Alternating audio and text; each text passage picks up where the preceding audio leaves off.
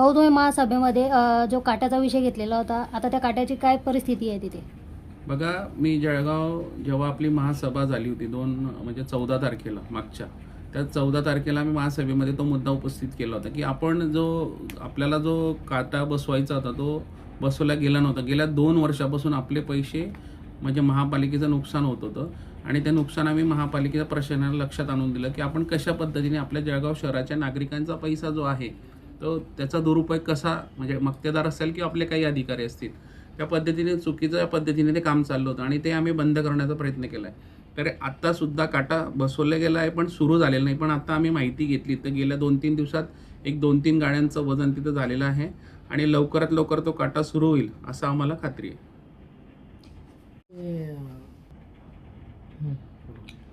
भाऊ, पहिले काटा नव्हता, त्यानंतर आपल्याला अंदाजे किती खर्च लागत होता आणि आता काटा बसल्यानंतर काय? हे बघा, गेल्या 2 वर्षापासून आपल्या जे काही वजन काटे होते ते 2 वर्षापासून आपले बंद होते महापालिकेचे. तर आपण तो वजन काटा जो आहे तो प्रायव्हेट एक काटा आहे त्याच्याकडनं आपण मोजणी करून घेत होतो आणि त्याचं जे बिल आकारत होतं ते आपण पे करत होतो. म्हणजे आपण त्याचं जळगाव शहर महानगरपालिका आता गेल्या मागच्या 6 महिन्यात जवळपास आपण त्याला 13,37,000 रुपये चुकता केले आहेत आणि मागच्या 2 वर्षापासून पाहिलं असेल तर आपले लाखो रुपये आपण त्याच्यावर खर्च करून चुकलेत आणि नवीन काट्या बसवण्यासाठी किंवा दुरुस्ती करण्यासाठी आपल्याला फक्त 3,97,000 रुपये लागले आहेत.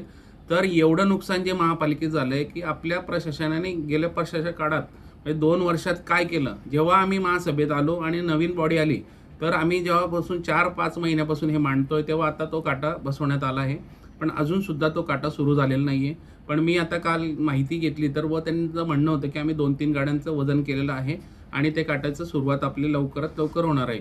तिच्यावर CC कॅमेरेही आपण बसवण्यात येणार. त्यात आमच्या आपण बघितलं असेल की आपण ह्या ज्या आम्ही काही हे लावले आहेत त्याच्यामध्ये आम्हाला त्या गाडींचं वजन आम्हाला इथं दिसलं जाईल. म्हणजे की तिच्यात आपल्याला जे काही मागे म्हणजे अधिकारी असतील किंवा कंपनी असेल जो काही घोड चालला होता की तिच्यात माती भरणं, त्याचं वजन करणं आणि त्याच्यानुसार पैसे बिल चुकता महापालिकेने करणं, म्हणजे हा सामान्य नागरिकांचा जो येणारा पैसा आहे, जो कर आहे, त्या कराची पैशाची उद्मात कशी करणे, महापालिकेच्या कोणी कर्मचारी असतील, अधिकारी असतील, यांनी याचा जबाबदार कोण.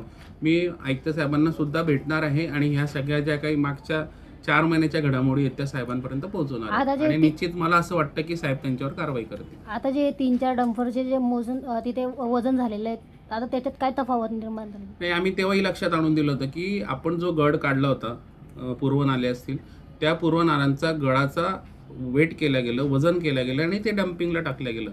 तर अशी कोणत्याही आपल्या जे काही ॲग्रीमेंट झालं आहे BVG कंपनीशी, अशी कोणती तिच्यामध्ये मी माहिती घेतली, तिच्यात असं कोणत्याही करारात म्हटलं गेलं नाही की त्याचा गड जो असेल तो BVGने उचलायचा आणि त्याचं वजन करायचं आहे. तर असंही कोणत्या करारात म्हटलं नाही, म्हणून आम्ही ते लक्षात आणून दिलं होतं. आम्ही लक्षात आणल्यामुळे जे काही 40 लाखाचा आज टेंडर निघालं आहे, तुम्ही जो मला प्रश्न उपस्थित केला की मुख्य नाले जे आहेत ते साफ झाले आहेत का, तर मी माहिती घेतली तर मी म्हणजे गेल्या 8 दिवसापूर्वी आपले जवळपास 60 ते 65% नाल्यांचं काम झालेलं होतं आणि निश्चित आता पुढची माहिती घेऊन आपल्याला निश्चित कळवेल.